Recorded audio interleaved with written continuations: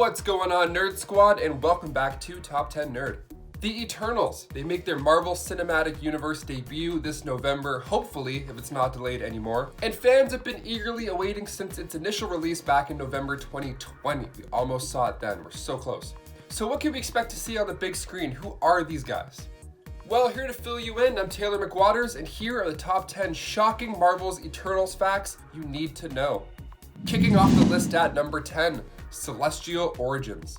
The Celestials, making their first appearance in Eternals issue 1 back in 1976, the Celestials have been seen many times in the MCU and many more of the comics. There were actually billions of Celestials until a weapon known as the God Killer took most of them out.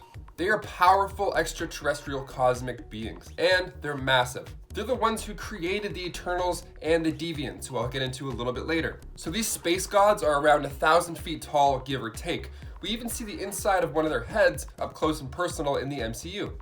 Massive, massive beings. Now, the first celestial host arrived to Earth a million or so years ago when they created the Eternals and the Deviants, but later on, they were the reasoning behind the existence of mutants, which is a big deal, creating the mutant gene.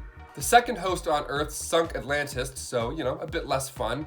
Then the third one got into a fight with the Sky Gods because it wanted the right to toy with humans. Yeah, we're not a big fan of that, thank you. So they aren't exactly the most chill entities out there. Like we've seen in Guardians of the Galaxy 2, Star-Lord's father ended up being one of those Celestials, in the form of an angry Kurt Russell. And before we continue with our list, guys, if you could go ahead down below and give us a thumbs up on the video, it helps the studio out quite a bit here. You guys are the best, thank you so much. Now let's get back to the list. Number 9, the Deviants. So the Eternals were created by the Celestials, but the Celestials also created the Deviants. Everybody needs an evil counterpart, right? The Deviants, or also known as the Changing People, are pretty ugly creatures. So each member has a unique physical and or cosmic mutation, some of which allow the individual superhuman abilities. But they don't even come close to the Eternals. So when the Celestials visited Earth millions and millions of years ago, Zeron the Tester, who is the geneticist for the Celestials, experimented on primates, and that's what created the Deviant subspecies. Now this is referred to as the first host event. And then beyond then, in history, the Celestials would then return and monitor our species to decide to modify them or not. Cool, they're just checking up on us. So naturally, while they're treated like this, and the Eternals are these superpowered, sexy beings, no wonder there's a war between them. See, the best part of their origin, maybe the worst, I don't know, it depends, is that initially, the Deviants were thought to be created as food for the Celestials. Yeah, they're midnight snacks. But that's just a story told by a Deviant during the 2006 miniseries, so who knows? Take it with a grain of salt. Like the actual Deviant, take them with a grain of salt. They taste better that way. So they're ugly and they're sometimes food. That's just awful. Number 8, powers. So the Eternals share a similar power. They're pretty much immortal for starters. They live so incredibly long that even Marvel's Kevin Feige said that the movie could span thousands of years, which is pretty interesting. But of course, that's not all. See, disease and poisons don't affect them, nor do extreme temperatures. So if you were to hurt any of them, don't get too used to it because they can regenerate quite fast. They can also absorb oxygen through water. So if you think our big blue planet can at least drown one of them, well, think again. They usually focus in on two incredible abilities. Like for instance, Ajak, who's being played by Salma Hayek, is the leader of the Eternals. And their powers are levitation and flight. And Icarus, played by Richard Madden, aka Robb Stark, his abilities are cosmic energy manipulation and teleportation. So we're gonna see quite an array of powers amongst the group, and it's gonna be pretty epic. Number 7, Jack Kirby created them after DC. It's pretty normal for actors to play major roles in a DC comic movie and then a Marvel comic movie. But what about comic book writers? Has that ever happened before?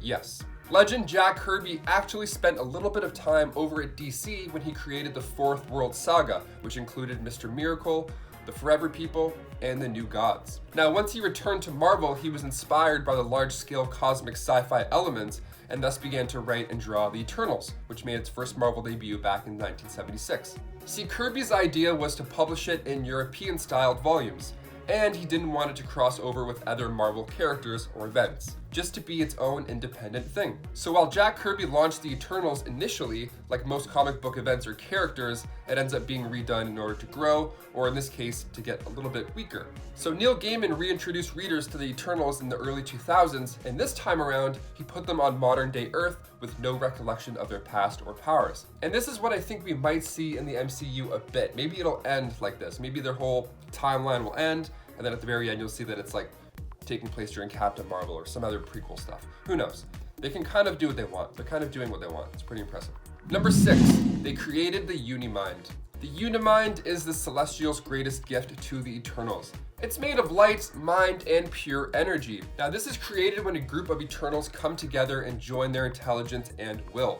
So the Prime Eternal is referred to the member who can summon the ritual, and it's determined who the Prime Eternal is by either heirdom or by combat. I demand a trial by combat. So they join forces, and out comes this giant cosmic brain. I can see this coming out near the end of the movie as well. They just join forces and bam, we have an IMAX 3D CGI brain just pulsing in our face. And then we love it. We'll see it 5 times in a row. Just shooting lasers, whole theater goes nuts. Popcorn everywhere. It's gonna be great. Number 5, connection to Thanos. So we've seen the Great Titan get his head cut off. We've seen him turn to dust. But we might just end up seeing even more to him after all. See, in the Marvel comics, it was retconned that both the Titanians and the Uranians were actually Eternals the entire time. So Thanos is now technically an Eternal, which would make for an interesting backstory to learn in this movie. Hope we see that a little bit. The MCU should be going this route because in Avengers Infinity War, the Red Skull refers to Thanos as son of Alars, who is an Eternal. That, and we've also seen a Celestial in Guardians of the Galaxy 1 in full armor, and in Guardians of the Galaxy 2 as, well, Kurt Russell. So I believe in a flashback we'll see more of the Titans' home life, hopefully. Maybe we'll see baby Thanos. And then someone can do Don Cheadle's idea, you know? Number 4, 5 generations of Eternals. The Eternals are divided into 5 different groups. First, there's the first generation, meaning you were born before the fall of Titanos, Titanos being the Eternals' home city. The second generation of Eternals were around during the catastrophic experiment caused by Cronus, who was a first generation Eternal. So that's 1, now 2. Third generation Eternals were of course born after said catastrophic event, and they were around during the coming of the second host, which took place about 20,000 years ago, give or take. Fourth generation Eternals were born after the coming of the second host, and lastly, the 5th generation of the Eternals were born after the coming of the third host, about 3,000 years ago. So their lives play out a lot slower and a tad more confusing than our human generations. We're like, hey, are you 60 yet? You're old. Okay, see ya. Go live in that place. The Eternals are like, what year is it? How old are we? This is crazy. Number 3, early humanity. The powers that the Eternals obtain are quite the spectacle. Early humans saw these powers and are said to be responsible for giving us a handful of our mythological gods. Like the Eternal Makari. He's the son of Varan and Mara, born in Olympia in Greece. Now he's a member of the Eternals Technologist Guild, but he has the ability of super speed. So the ancient Greeks deemed him the legend of being the speedy messenger and god Mercury. He also taught Egyptians how to write, being confused from the Olympian god Hermes. Then there's also, of course, Icarus, with a K, whose abilities were to fly super fast and super high, and he became known as the ancient hero Icarus, with a C, which refers to Greek mythology when Icarus flew too close to the sun and the wax that joined his wings were melted and he fell from the sky.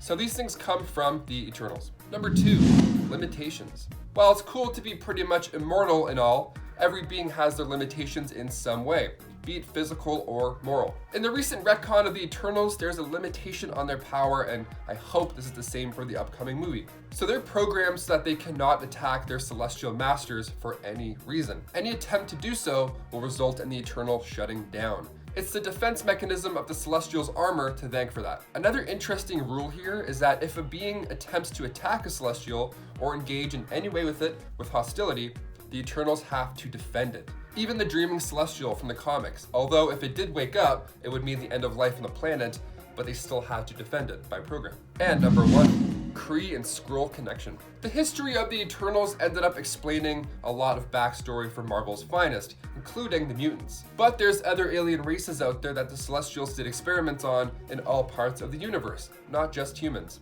And not just Earth. Like the Skrulls and the Kree. That's right, now we're seeing in the MCU these two races after Captain Marvel introduced us to them, So the experiments put on the Kree actually inspired them to do experiments of their own, which led to the creation of the Inhumans. The Skrulls also being a creation from the Celestials makes you wonder whether or not we'll see all this tie together neatly in the MCU, or will the movie go more of a Jack Kirby route and keep it separate, kind of keep it its own thing. Honestly, I'd be okay if it was just its own movie and didn't connect to anything else. My brain already hurts trying to wrap up what's going on with WandaVision and how that plays out in the MCU with other characters like Monica Rambeau and what's going on there. My head already hurts, so keep it up and away and we're good. Although we know Marvel likes to connect things even when they don't necessarily have to. Well guys, there you have it. If you're looking forward to Marvel's next cosmic step in the cinematic universe, let us know down below. Honestly, I'm looking forward to the cast. These are some heavy hitters in this movie. What are you guys hoping to see? Let us know below as well. What do you hope Marvel leaves out of the script? Guys, what are you hoping to see in the MCU version of this story? Let us know down below, and as always, thank you so much for watching. I've been your host, Taylor McWatters. You're you. Keep your hands clean, keep reading those comics, and we'll be back eventually. You guys are great. See you in the next one.